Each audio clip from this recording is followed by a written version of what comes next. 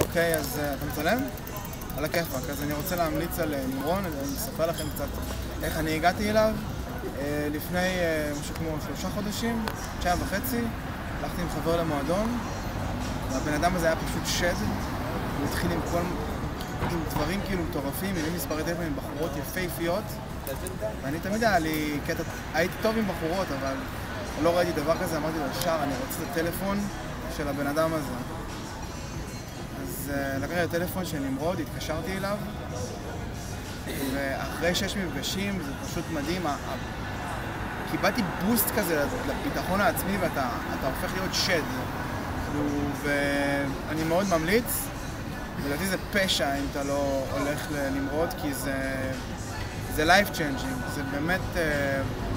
אני המשכתי יותר משלוש מפגשים, פשוט התאהבתי בתהליך הזה והגעתי לרמות מטורפות, ואני ממליץ בחום. אם אתה רוצה להשיג בחורות יפות ואיכותיות, תבוא לנמרוד.